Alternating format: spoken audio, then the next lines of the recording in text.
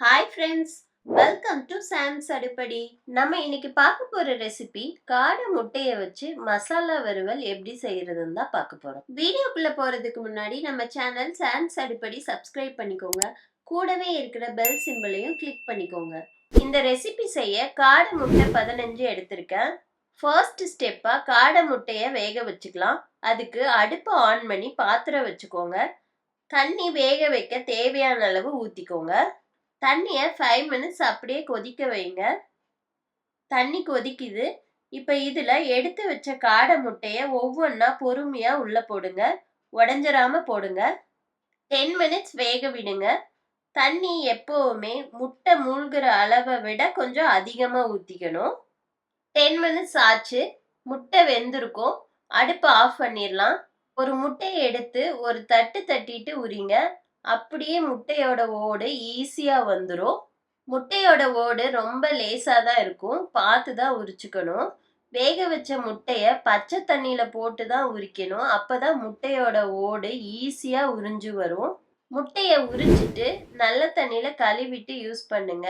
ஏன்னா சின்ன சின்ன ஓடு தெரியாம ஒட்டிட்டு இருந்தாலும் உரிச்சிட்டு கழுவுறப்ப போயிரும். முட்டை உரிச்சாச்சு. உரிச்சதை ஒரு பிளேட்ல போட்டு வச்சுக்கோங்க. இது மாதிரி எல்லா முட்டையையும் உரிச்சு எடுத்துக்கோங்க. எல்லா முட்டையையும் உரிச்சு எடுத்தாச்சு. இப்ப ஹாஃபா கட் பண்ணிக்கலாம்.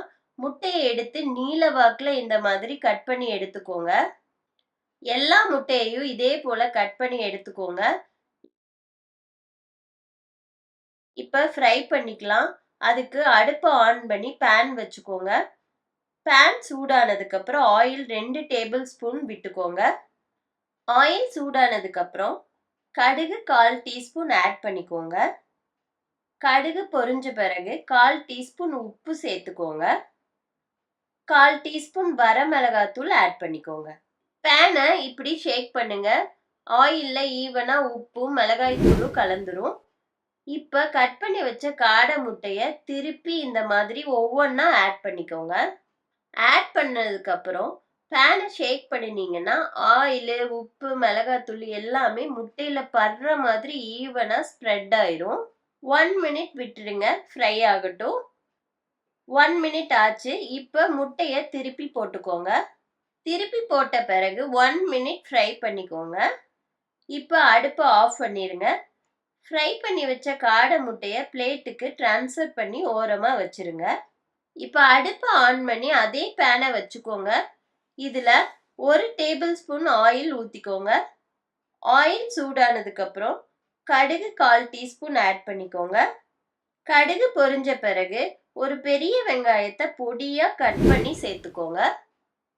நல்லா மிக்ஸ் பண்ணி விடுங்க. ஃப்ரை ஆகணும். 1/4 டீஸ்பூனுக்கும் கம்மியா உப்பு போட்டுக்கோங்க. கொஞ்சம் கருவேப்பிலை போட்டுக்கோங்க. 3 மினிட்ஸ் ஃப்ரை பண்ணிக்கோங்க. ஆனியனோட கலர் மாறிடுச்சு. நல்லா ஃப்ரை ஆயிருச்சு. 2 பெரிய தக்காளி எடுத்து நல்லா பொடியா கட் பண்ணி போட்டுக்கோங்க. நல்லா மிக்ஸ் பண்ணி விடுங்க. 2 மினிட்ஸ் ஃப்ரை பண்ணிக்கோங்க. தக்காளியோட பச்சை வாசம் போகணும். பச்சை வாசம் போனதுக்கு அப்புறம் 1/2 டீஸ்பூன் வரமிளகாய் தூள் ஆட் பண்ணிக்கோங்க. 1/4 டீஸ்பூன் மஞ்சத்தூள் சேர்த்துக்கோங்க. 1/4 டீஸ்பூன் சீரகத்தூள் போட்டுக்கோங்க. 1/2 டீஸ்பூன் மல்லித்தூள் ஆட் பண்ணிக்கோங்க. நல்லா மிக்ஸ் பண்ணி விடுங்க. 1/4 டீஸ்பூன் காஷ்மீரி சில்லி பவுடர் சேர்த்துக்கோங்க. கலருக்காக தான் போடுறோம். வேண்டானா ஸ்கிப் பண்ணிடுங்க. 1/4 டீஸ்பூன் உப்பு ஆட் பண்ணிக்கோங்க. மிக்ஸ் பண்ணி விடுங்க. பச்சை வாசம் போகிறதுக்கு 2 மினிட்ஸ் வதக்கிக்கோங்க. ஆனியன் தக்காளி எல்லாம் நல்லா வதங்கிருச்சு. இதில் ஃப்ரை பண்ணி வச்ச காடை முட்டையை சேர்த்துக்கோங்க. காடை முட்டையில நார்மல் முட்டையை விட நிறைய சத்துக்கள்லாம் இருக்கு. பார்க்கறதுக்கு முட்டையோட சைஸ் சின்னதா இருந்தாலும் கேன்சரை தடுக்கிறதுக்கும் ஹீமோகுளோபின் அளவை இன்க்ரீஸ் பண்றதுக்கும் ரொம்பவே ஹெல்ப் பண்ணுது. கலந்து விடுங்க. பொறுமையா மிக்ஸ் பண்ணி விடுங்க. மசாலாவோட முட்டை பைண்ட் ஆகணும். மிக்ஸ் பண்ணி விட்டுட்டு 2 மினிட்ஸ் விட்டுருங்க. கடைசியா ஆயிலை ஸ்ப்ரிங்கிள் பண்ணிட்டு அடுப்பை ஆஃப் பண்ணிடுங்க. கொத்தமல்லி தழை கொஞ்சமா தூவிக்கோங்க. காடை முட்டை வறுவல் ரெடி ஆயிடுச்சு. இப்போ சர்வ் பண்ண ட்ரான்ஸ்ஃபர் பண்ணிக்கலாம். இந்த வறுவலை வெரைட்டி ரைஸ் எல்லாத்துக்கும் சைட் டிஷ்ஷாக சாப்பிட்றப்ப டேஸ்ட்டு சூப்பராக இருக்கும். அவ்வளவுதான், காடை முட்டை மசாலா வறுவல் ரெடி. ஃப்ரெண்ட்ஸ், நிறைய பேர் சப்ஸ்கிரைப் பண்ணாமல் வீடியோ பார்க்குறீங்க. சப்ஸ்கிரைப் பண்ணிட்டு பார்த்தீங்கன்னா எனக்கு ரொம்ப ஹாப்பியாக இருக்கும். எங்கள் சேனல் உங்களுக்கு பிடிச்சிருந்தா சப்ஸ்கிரைப் பண்ணி சப்போர்ட் பண்ணுங்கள். தேங்க்யூ.